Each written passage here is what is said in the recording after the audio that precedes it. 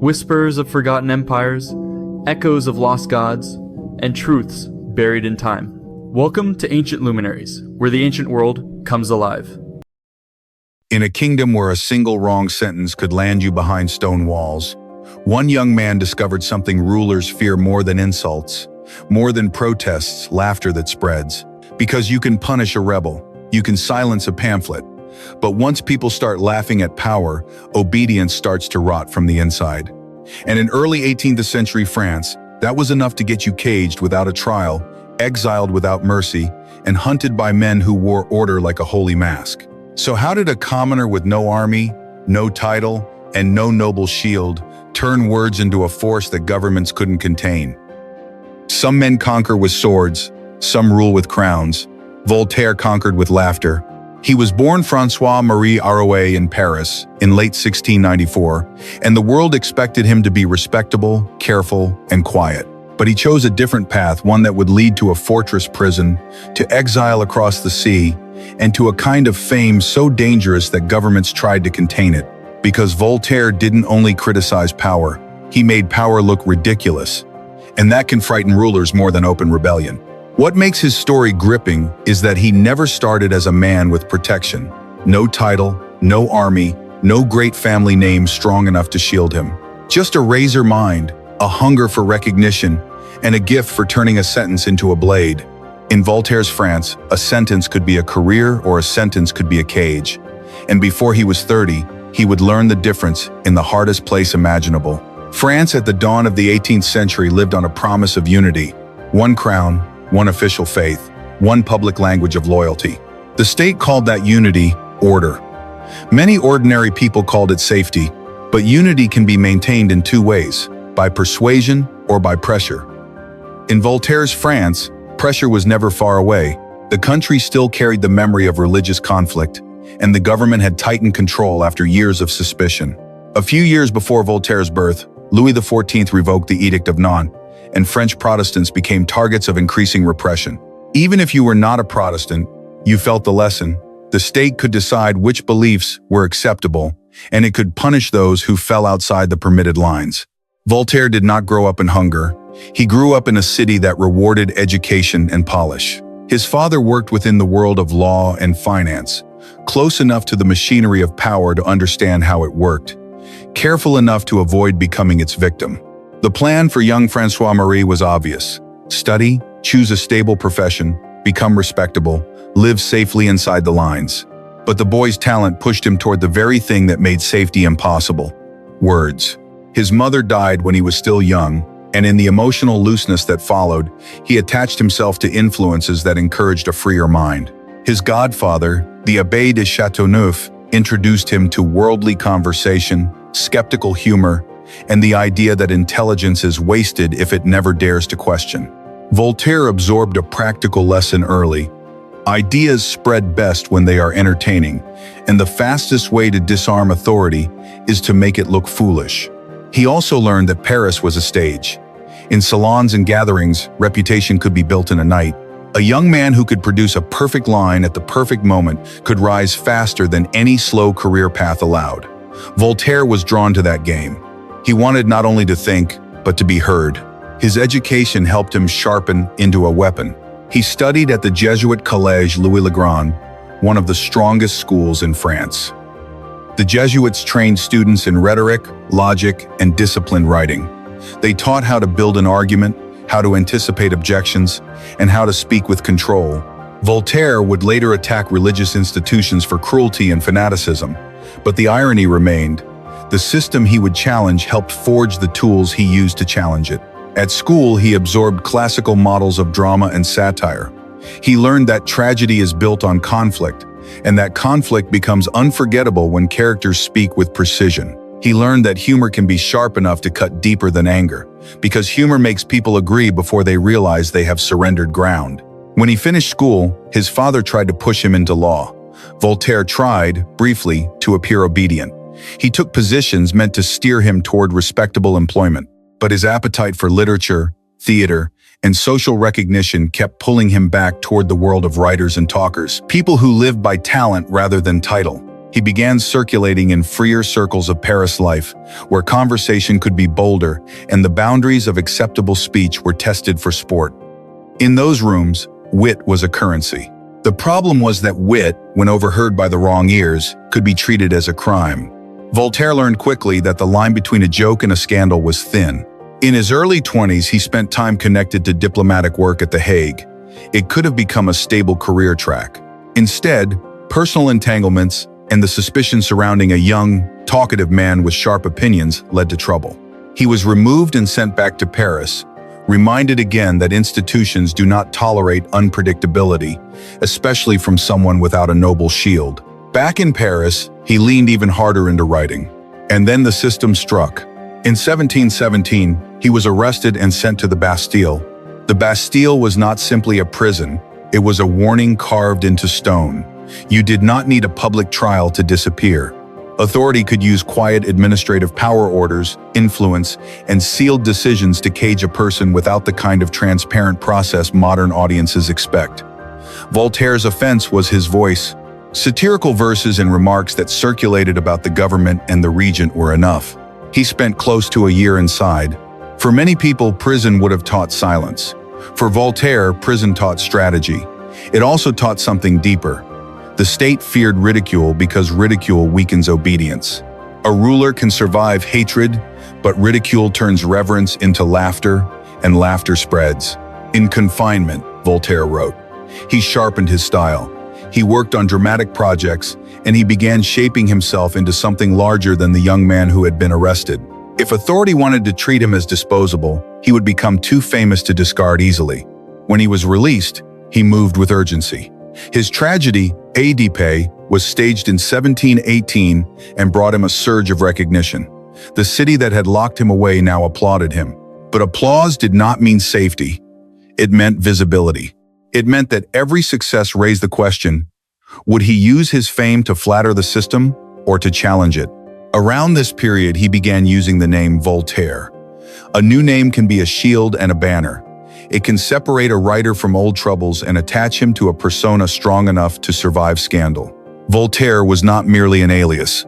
It was a crafted identity designed to travel further and strike harder. He continued writing and building his reputation through plays, poems, and public presence.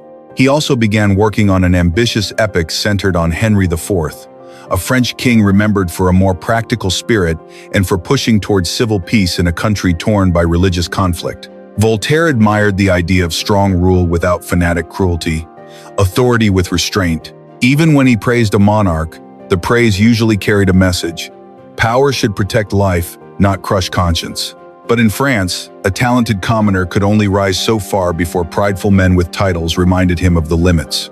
That reminder arrived in 1726. Voltaire became entangled in a conflict with a powerful nobleman, Guy Auguste de Rohan. It began with an insult and a sharp reply. In salon culture, that was normal. But power does not fight fairly when it can avoid it. Rohan had Voltaire beaten by servants, humiliated publicly without risking a duel. Voltaire tried to respond like a man with honor, even attempting to challenge the situation, and then he learned the real lesson of class. The law did not protect him. It protected status. Voltaire was arrested again and sent to the Bastille, not because he had committed a violent crime, but because he had attempted to stand as if he were equal. In that moment, the hierarchy of France became painfully clear. A noble could orchestrate violence and remain secure. A brilliant writer without a title could be imprisoned for refusing to accept humiliation. Voltaire faced the possibility of being buried in confinement, and he chose another path. He requested exile. The authorities accepted, and in mid-1726, he left for England. That exile changed his mind permanently. England was not perfect, and Voltaire did not pretend it was. But compared to France, England felt like a different political creature. The monarchy had limits, parliament mattered, political factions fought openly, public debate had more oxygen. The press was still constrained, but it had more room to breathe. The culture did not demand the same suffocating uniformity. Voltaire watched this and drew a conclusion that became central to his life. A society does not require enforced sameness to survive. In fact, enforced sameness can become a form of sickness, because it trains people to pretend rather than to think. He also observed religious variety. England had its own conflicts and prejudices, but multiple denominations existed in public life. Voltaire was struck by the simple fact that difference could be managed. That mattered deeply to a man formed in a country where unity had been treated as sacred. And then he encountered the prestige of modern science. Newton's name carried enormous weight, and Voltaire recognized what that weight meant. Newton represented a method observation, mathematics, and an order of nature that could be understood without appeal to superstition. Voltaire was not a mathematician at Newton's level, but he did not need to be. He could see that the intellectual mood was shifting. If nature is governed by intelligible laws, then authority based on fear and mystery looks weaker. If knowledge can expand through evidence, then inherited dogma becomes easier to question. He began absorbing English philosophical instincts as well, skepticism toward inherited claims, emphasis on experience, and a more open culture of argument. He also watched English commercial life, where trade created unexpected tolerance by forcing people to cooperate across differences. When money and stability depend on dealing with strangers, it becomes harder to treat strangers as demons. Voltaire returned to France around 1728 or early 1729 as a sharper and more dangerous man, not because he wanted violence, but because he now carried a strategy, changed the climate of ideas. He decided to hold England up to France like a mirror. That mirror became his letters on the English, also known as the philosophical letters. In them, he praised aspects of English public life debate, relative pluralism, scientific prestige, the energy of commerce, and by praising England, he exposed France. The implication was not hidden. France could be different, France could be freer, France could be less cruel. And if that was possible, then French authorities were not protecting necessity. They were protecting power. The French government reacted quickly. The letters were condemned and suppressed, copies were seized, public burning and official denunciation followed. And Voltaire, who had already sat behind Bastille walls twice, did not wait for a third long confinement. He fled. His flight led him toward one of the most important partnerships of his life, Émilie du Châtelet. She was not a decorative figure. She was an intellectual force deeply engaged with mathematics and physics, capable of serious work in a world that rarely treated women as equals in scholarship. With her, Voltaire found something he desperately needed: refuge, stability, and a place where thought could develop away from Paris's immediate danger. They spent long periods at her estate at Cirey, turning it into a private workshop. Voltaire wrote relentlessly. Du Châtelet pursued rigorous scientific work. Their household became a kind of hidden engine of the Enlightenment, a space where new ideas could be tested, refined, and then released into Europe through books and letters. At Cirey, Voltaire's relationship with science deepened. He became a major popularizer of Newtonian thought on the continent, translating the prestige of the new method into language educated readers could grasp and repeat. He also clarified a religious stance that would define him. He was not an atheist in the simple sense, but he was fiercely hostile to fanaticism and to the cruelty that grows when religious authority merges with state power. He believed a rational creator could exist, but he distrusted institutions that use sacred certainty to justify persecution. And he refined his most effective weapon, satire. Voltaire understood that direct confrontation can be crushed, but ridicule has a strange power. It spreads fast, it disarms fear, it turns reverence into doubt. It makes people feel, suddenly, that an emperor can be laughed at. And once a society learns to laugh at what it once feared, the entire balance shifts. By the early 1740s, Voltaire's name had grown into something continental. He was no longer merely a playwright or poet. He was becoming a symbol, the man whose pen could embarrass institutions, the voice that could make fanatic cruelty look not holy, but obscene.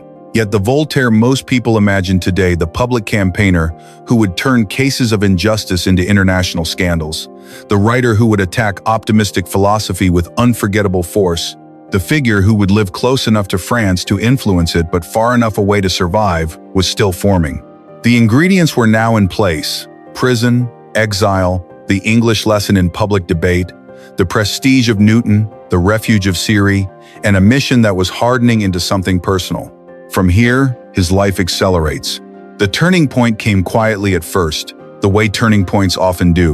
In 1749, Émilie du Châtelet died. For Voltaire, it was grief, of course, but it was also something colder, the disappearance of his safest refuge and his most serious intellectual partner. Syrie had been more than a home. It had been a shield. It had been a workshop where he could think without scanning the horizon for police. When that workshop vanished, his life lost its center. He responded the way restless minds often respond when the ground shifts under them. He moved toward power again, not because he trusted it, but because 18th century Europe offered a harsh bargain. If you wanted protection, you either became invisible or you became useful. Voltaire could never be invisible. For a while, he tasted court life again, with its chandeliers, its compliments, and its unspoken rules. The court could offer money and prestige. It could also offer something more intoxicating, the fantasy that a clever writer might guide power from the inside, persuading rulers to become humane simply by surrounding them with ideas. Voltaire wanted to believe that fantasy just long enough to test it. Reality tested him back. Courts enjoy brilliance only when brilliance behaves. The moment wit begins to bite, the smiles tighten, the invitations slow, and the same doors that open softly begin to close like iron. That is why the invitation from Frederick II of Prussia looked like salvation on paper. Here was a king who admired French culture, wrote like a man hungry for ideas, and wanted his court to feel modern. Here was a ruler who promised protection, comfort, and the kind of intellectual prestige Voltaire had always chased. Voltaire accepted, hoping just for a moment that the dream of an enlightened ruler might be real. It did not take long for the dream to crack. Frederick's court was refined, but it was disciplined in the way an army is disciplined. Frederick could discuss poetry at dinner, then speak about administration and war with the cold clarity of a commander. He liked thinkers, but he liked control more. He wanted philosophers as ornaments of power, not as independent blades that might cut the hand holding them. At first, the arrangement glittered. Voltaire was treated like a celebrity. He was given honors, money, access, things that felt like antidotes to the years of being watched and threatened. He enjoyed evenings of conversation where his reputation seemed to protect him like armor. He kept writing, kept performing, kept producing the kind of sharp work that made people feel clever for enjoying it. Under the glitter, however, a problem was growing.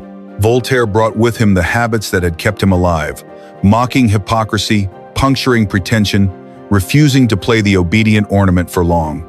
A court can tolerate that in small doses. It cannot tolerate it when the target is inside the palace walls. Then his old weakness returned: conflict. Voltaire could not resist a quarrel with a rival, especially when reputation was at stake. The Prussian court had its own ego wars, and one of the most explosive involved Pierre-Louis de Maupertuis, the president of the Berlin Academy. Maupertuis was the kind of figure who inspired both admiration and resentment, brilliant, ambitious, and surrounded by academic politics. Voltaire attacked him in print with a satire so cutting that it turned a court disagreement into a public spectacle. The pamphlet made Maupertuis look ridiculous, and ridicule is contagious. People laughed. Copies circulated. The Academy's dignity began to wobble. Frederick did not find it amusing. He had invited Voltaire to add prestige to his institutions. Voltaire was now humiliating one of those institutions from inside the palace gates. The message Frederick heard was simple: this guest does not know where the line is. The mood changed fast. Frederick tried to force a retreat. Voltaire tried to maneuver. Apologies were attempted, then sharpened again. Pride fought pride. The philosopher-king fantasy collapsed into the oldest reality in Europe: a ruler who does not like being embarrassed. Voltaire decided to leave Prussia in early 1753. Leaving, however, was not simply a personal choice. It was a political insult, and Frederick took it personally. During Voltaire's journey out of Prussian influence, Frederick's agents detained him at Frankfurt. It was a humiliating pause, the kind designed to remind even a famous writer that kings can still treat him like baggage. Voltaire was held, pressured, and forced to surrender papers before he was allowed to go. He left with a scar that mattered more than the inconvenience. The episode killed his last romantic hope in enlightened monarchy. A ruler may enjoy philosophy, but the moment philosophy becomes inconvenient, the ruler remembers he is the law. Voltaire now needed a home, and France remained dangerous. Louis XV did not want him near Paris. Prussia had turned hostile. He began living like a man who carries a map of borders in his head. moving through regions where escape routes existed, where jurisdictions overlapped, where a sudden knock on the door did not necessarily mean a cell. This search led him toward Geneva. For a time, he settled near it at a property he called Les Délices. The name was not accidental. He wanted delight, yes, but he also wanted a base. He wanted a place where he could host, write, and breathe. Geneva, however, came with its own strictness. The city's moral seriousness did not always match Voltaire's love of theater and performance. He enjoyed staging plays, gathering audiences, turning ideas into living drama. Geneva's guardians of propriety found that disturbing. Voltaire discovered that repression does not belong to monarchies alone. Even republics can become narrow when they fear scandal. He adjusted again, this time with colder strategy. In 1758, he bought an estate at Ferney, positioned near the border so he could cross quickly if danger returned.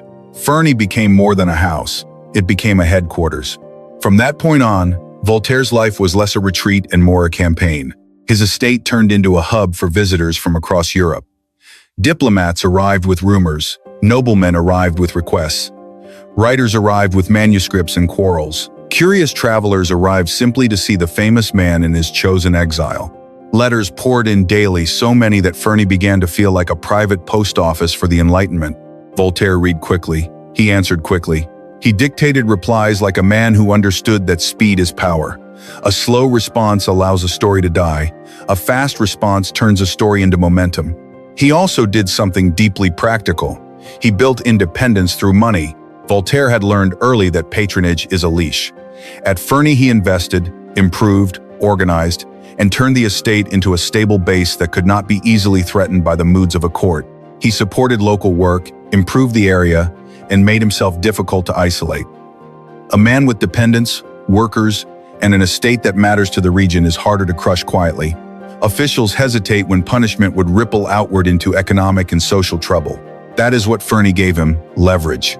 It also gave him a daily rhythm that suited his temperament. Mornings were for reading the latest letters and scraps of news, the raw material of his next intervention. Midday was for writing fast, concentrated, impatient with empty decoration. Afternoons brought visitors, arguments, negotiations, and requests for help. Evenings often returned to performance, because Voltaire never stopped believing that theater could smuggle ideas into the heart faster than a lecture ever could. The wider world around him was also on fire. Europe was entering years of constant war, shifting alliances, and national pride sharpened into steel. During the 7 Years' War, armies moved, borders trembled, and propaganda filled the air. Voltaire watched it with the cynicism of a man who had seen how easily leaders sacrifice ordinary lives for prestige. He did not pretend war was new. He simply refused to decorate it with noble language. When people spoke about glory, he listened for the screams hidden behind it. That habit, listening for what polite speech tries to hide, became the engine of his later influence. Ferney amplified that influence because it placed him at the intersection of worlds. France was close enough to feel the heat. Switzerland was close enough to provide air. Postal routes brought him news. Border routes brought him visitors. Printers, booksellers, and messengers formed an informal infrastructure that made his estate feel like a small, unofficial capital. He discovered something modern in spirit. Power can be pressured without being overthrown. A writer cannot command an army, but he can change the cost of injustice. He can make cruelty expensive by making it visible. That is why his correspondence grew into something more than friendship. It became policy by letter. He wrote to thinkers and ministers. He wrote to aristocrats who could whisper in the right rooms. He wrote to judges and churchmen when he wanted to shame them. He wrote to foreign courts as well, because international attention can embarrass a local authority into retreat. Even when rulers did not agree with him, many still enjoyed being seen as reasonable, and Voltaire knew how to exploit that vanity. His relationships with powerful rulers, therefore, did not end with Frederick. He exchanged letters with other monarchs who wanted Enlightenment prestige, especially Catherine II of Russia, who admired French letters and liked the idea of being viewed as a modern reformer. Voltaire did not mistake flattery for virtue, but he understood that a ruler who wants a reputation for reason may hesitate before defending obvious cruelty. He used that hesitation like a tool. At the same time, he was not marching in step with every Enlightenment voice.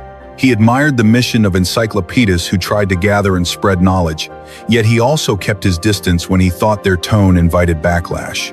He supported the broad project less ignorance, less superstition, more light while choosing his own weapons: satire, narrative, and targeted campaigns. Even among fellow philosophers, he could be combative. Some thinkers built systems. Voltaire distrusted systems. He had watched systems justify cruelty. He preferred sharp examples, real cases, and arguments that stayed close to human suffering rather than floating safely above it.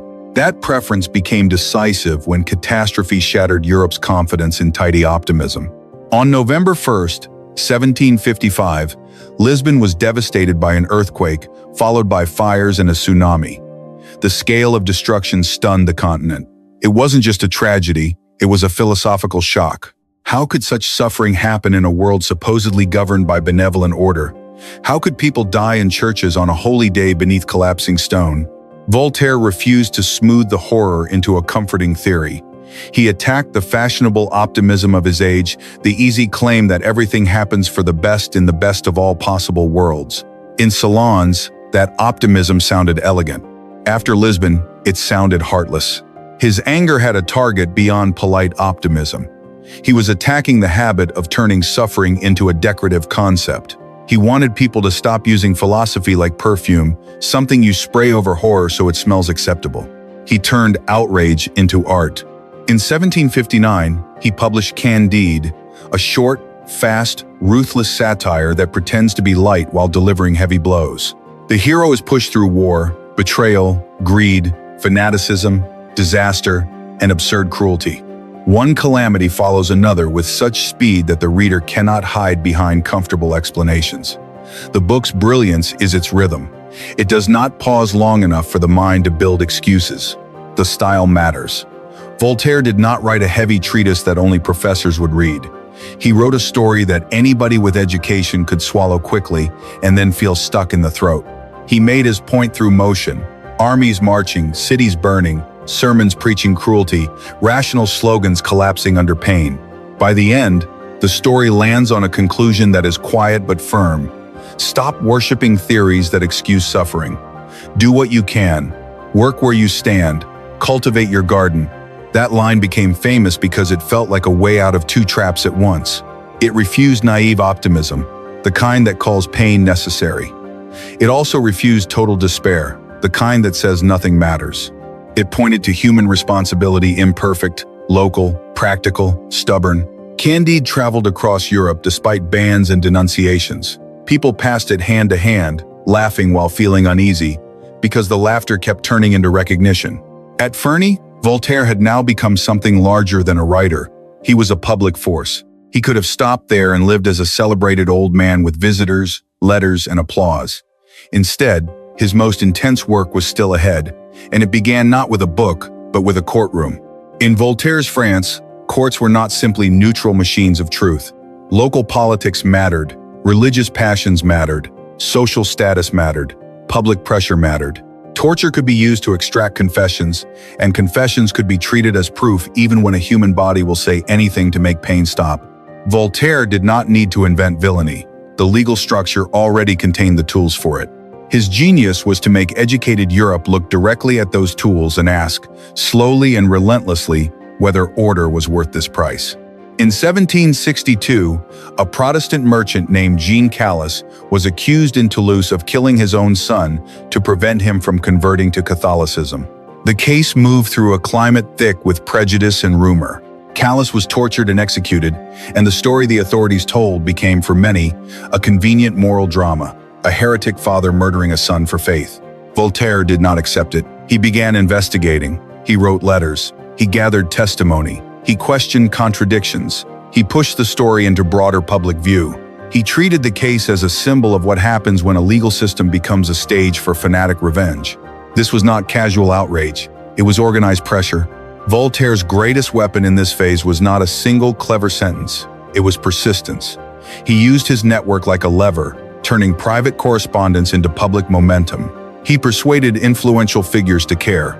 He framed the case as a national shame. He refused to let it fade. The Calas case taught him something else as well. Most people do not change their minds because of abstract principles. They change their minds because of a story that forces empathy. Voltaire understood that if you want tolerance to matter, You must make intolerance look like what it is: a family destroyed, a body broken, a community satisfied with cruelty. That is why he kept returning to the smallest details in these campaigns, not to sensationalize, but to refuse the comfort of distance. He would describe a father in chains, a mother begging for mercy, a son's death turned into rumor, judges congratulating themselves on righteousness. Then he would ask the simplest, most dangerous question: is this justice, or is this revenge wearing a robe? In 1763, he published the Treatise on Tolerance, a work shaped by the callous tragedy and aimed at the broader machinery that made such tragedies possible. It is not a soft plea, it is a moral accusation. It insists that disagreement is not a license for persecution, and that a society calling itself civilized cannot continue to torture and kill people for their conscience. The campaign worked. In 1765, the Calas case was reviewed again. Calas was exonerated after death, and the family received compensation. Voltaire treated it as proof that public attention can force institutions to correct themselves, sometimes not out of virtue, but out of embarrassment. After Calas, Voltaire understood his role with new clarity. He had become a defender at a distance. A man who could not walk into a courtroom and argue, but who could make the courtroom feel the heat of Europe's gaze. He kept looking for the next injustice that revealed the same pattern. The Servin affair was one of the longest. A Protestant family in the south of France, already under suspicion, was accused after the tragic death of a daughter. The case hardened into condemnation in absentia, and the family fled. Voltaire took up the fight and kept it alive for years, using letters, contacts, and relentless framing. The Servin affair reinforced another lesson. Even when evidence is weak, a community can choose a story because it feels emotionally satisfying. In places where Protestants were viewed with suspicion, a tragedy could be converted into a moral play with assigned villains. Voltaire fought that conversion. He did not claim every Protestant was innocent in all matters. He claimed the law must not become a ritual for punishing an unpopular group. That distinction sounds obvious today. In his century, it was still revolutionary. Time did the slow work that arguments alone cannot do. The sentences were revised. The family regained what had been stolen. The victory was late and imperfect, yet it proved again that persistence can make cruelty retreat. Success, however, carried a shadow. The more Voltaire won, the more his enemies felt cornered. Fanatics and officials began treating him not as a writer but as a threat. His name became shorthand for everything they feared: skepticism, satire, and the public exposure of private brutality. That is why the case of the Chevalier de la Barre burned so fiercely. In 1766, a young man in Abbeville was accused of acts labeled blasphemous and disrespectful. The trial escalated into moral panic. He was tortured and executed. In a gesture meant to shame the very spirit Voltaire represented, a copy of Voltaire's philosophical dictionary was nailed to his body and burned with him. Voltaire was furious.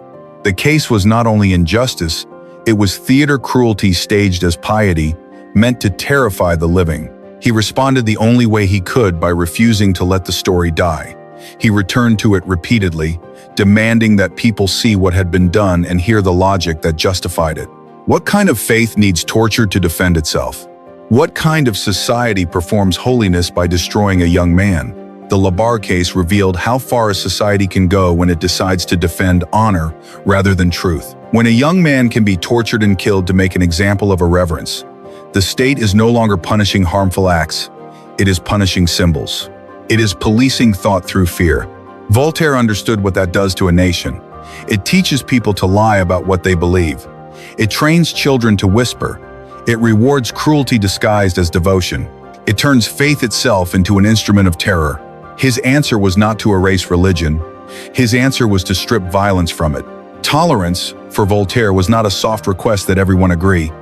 It was a hard demand that the state stop using sacred certainty as a weapon. It was the insistence that disagreement is normal, and that the mark of a mature society is not uniform belief but restrained power. From Fernie, he tried to live that idea as a daily practice, not merely as an argument. He welcomed visitors of many kinds. He helped people who had nowhere else to turn. He made his estate a place where conversation could be freer than it was in the cities. Even when he was sarcastic, even when he was sharp, he kept pushing toward the same goal: fewer lives destroyed for the sake of a slogan. This is why people who hated him feared him so much. Not because he wrote clever lines, because he could take a private injustice and turn it into a public mirror. When the mirror is held up long enough, even powerful people begin to look away. Then they begin to adjust, not always out of goodness, but out of self-preservation. Voltaire understood that, and he used it without apology. His rallying cry about crushing the infamous thing was never a call to crush individuals. It was a call to crush the machinery that makes cruelty feel righteous, superstition weaponized, intolerance legalized, violence wrapped in sacred language. Still, Voltaire was not a perfect hero. He was a man of his century with the fears and limits that came with it. He admired order and worried about chaos. He hated persecution, yet he could be ruthless in his ridicule. He championed toleration, yet he sometimes spoke with arrogance about traditions he dismissed too quickly. His moral clarity on cruelty did not automatically make him universally generous in tone. That tension is part of what makes him real. He was not a saint carved from pure virtue.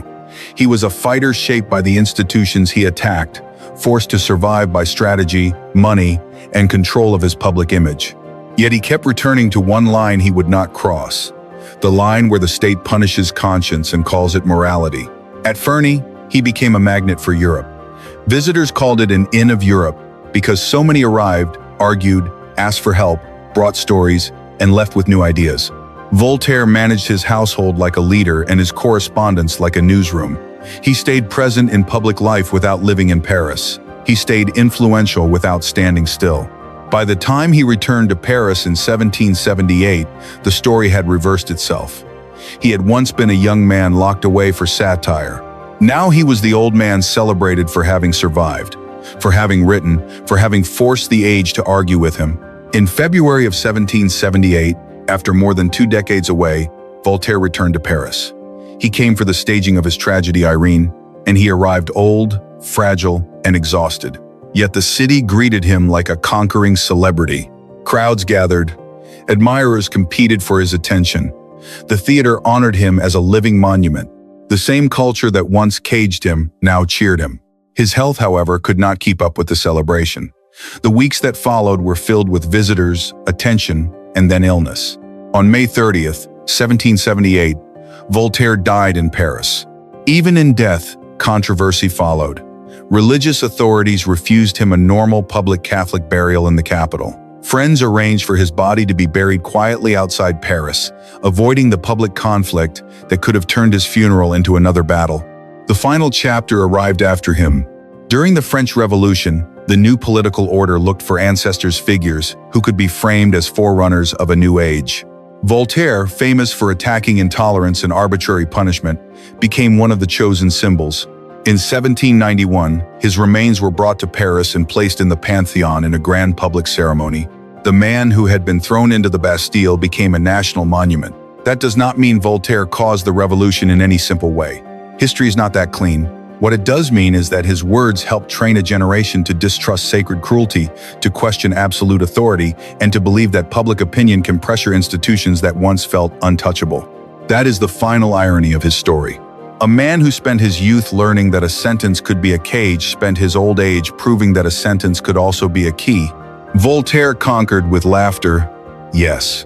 More deeply, he conquered with attention. He forced people to look at what they preferred not to see. He dragged private injustices into public light. He embarrassed cruelty into retreat, not always because the powerful became kinder, but because the powerful became afraid of being exposed. That is his enduring legacy. Not perfect virtue, not a tidy philosophy. A stubborn refusal to treat persecution as normal, and a relentless insistence that a society's greatness is measured by how it treats those who are easiest to crush. Tonight's story comes to an end here, but the past never truly goes silent. It lingers like a candle's last glow, whispering its warnings, its wonders, and its unanswered questions into the present. If this journey moved you, leave a like, subscribe to Ancient Luminaries, and tell me in the comments.